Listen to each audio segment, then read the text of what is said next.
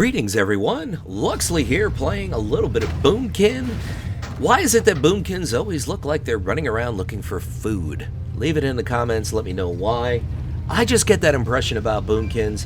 Let me know the impression that you get about Boomkins. You guys gotta give me some feedback. Feedback is very healthy for me to make better videos, for me to have my hands on the pulse of what's going on in World of Warcraft, because you guys who watch videos on YouTube and even watch streamers, etc., etc., you guys are the active players. You guys are the people that I want to reach out to. You guys are the people that have an opinion that matters because you found something that you love in the game. And if you're a critic, it's a critic being a critic for the better of the game. So let me know your thoughts on whether or not you think Boomkins are always looking for food, what your overall feel is about Boomkins. Now, I have some very good news for people out there in Boomkin land. Yes, they do deliver pizzas there. That's the first piece of the good news.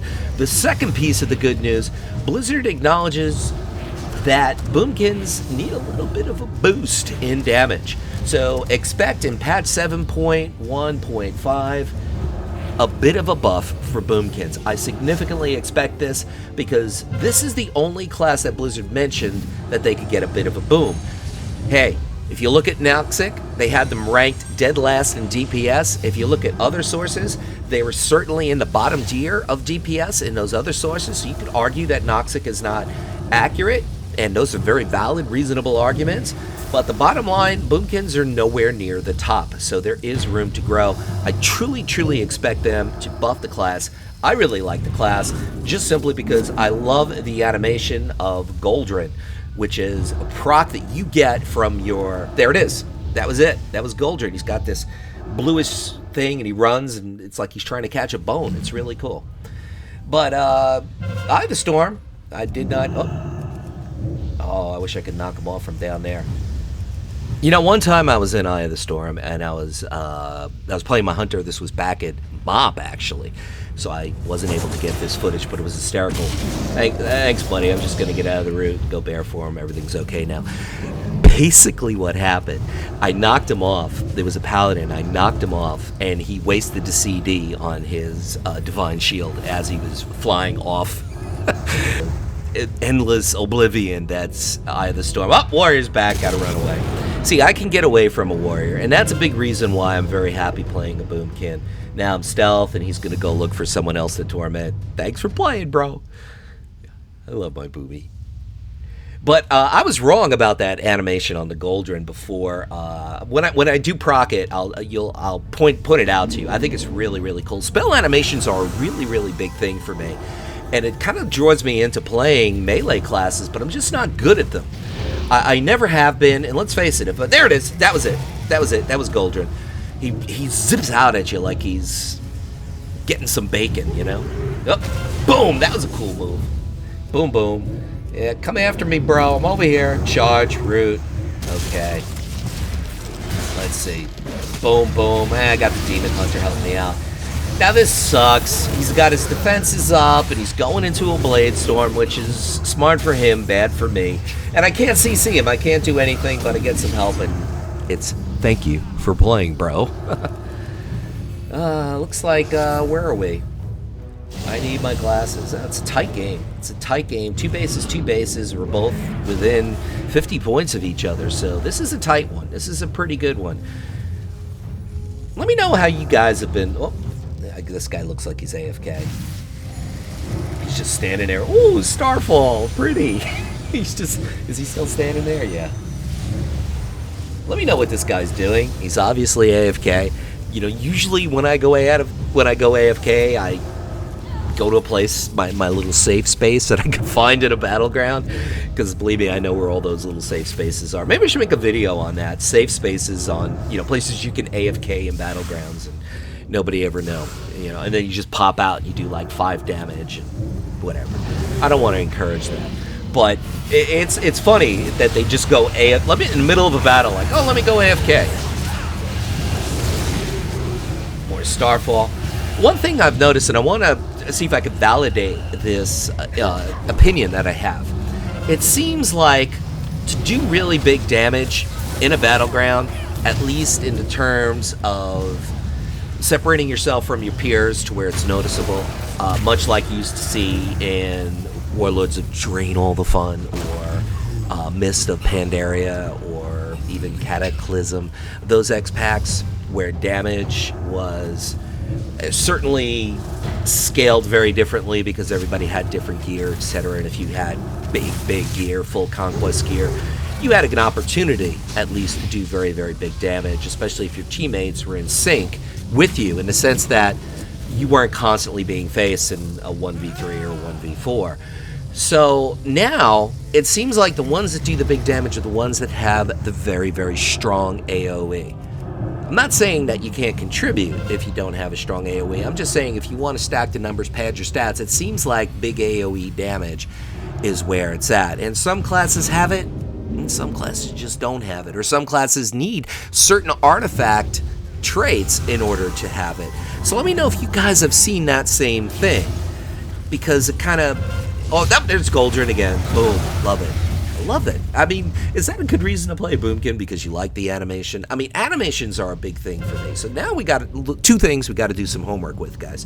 One, let me know your thoughts on animations and classes. I think Blizzard did a spectacular job with that in Legion, and those have always been a very big draw for me. And I always applaud Blizzard for the animations, because if you look at the animations in Guild Wars 2, they are simply spectacular and beautiful. But they also have a significantly better engine than Blizzard does.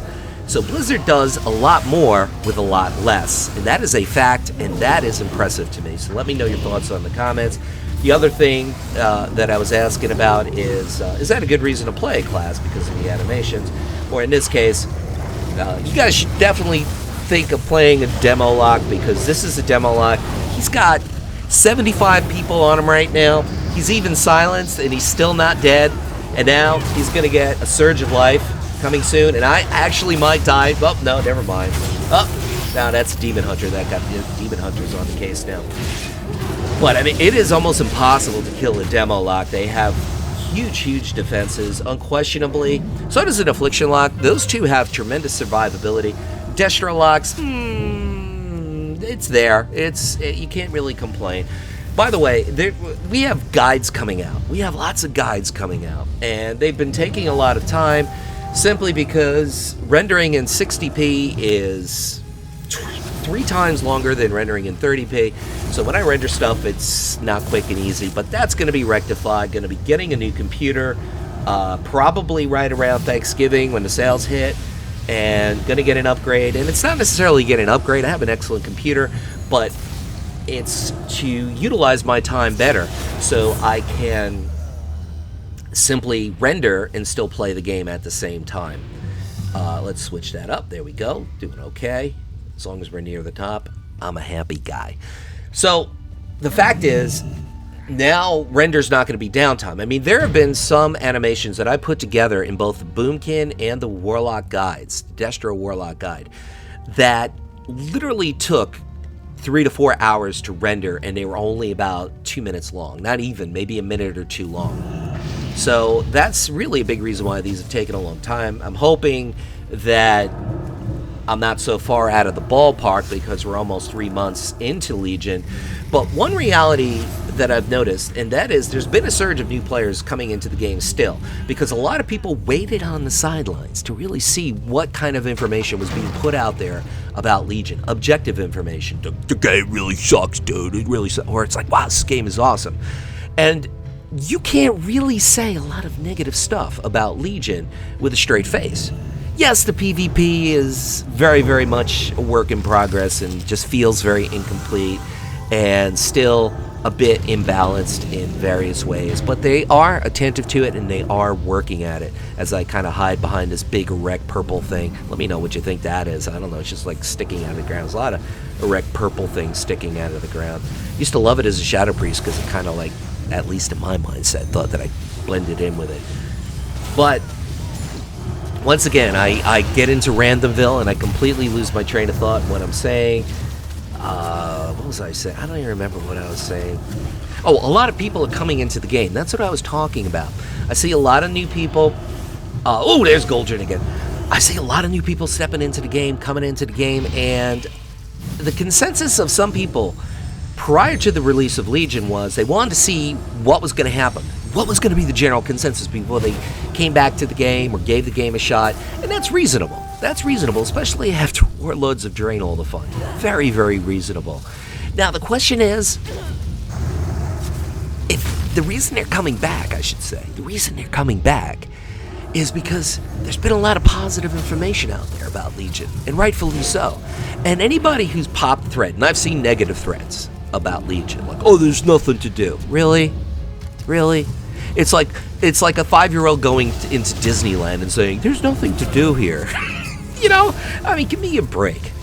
And those threads have been respectfully and correctly debunked, because it's just people just spreading negative. You know, there's a difference between negativity and criticism. When you throw negativity out there, you know, you're just looking to just kill an idea. You're racist, you're sexist, you're xenophobe. That's just out there to kill an idea most of the time. Sometimes it's true, but most of the time it's out there to kill an idea. When you actually create an argument, you're a racist because, you're a sexist because, this sucks because, that is criticism. And if your facts are aligned, good for you. And a lot of these negative threads are simply just that, negative threads. So we don't need that, as long as they have no basis. And they don't. Luxeley saying, have a great one.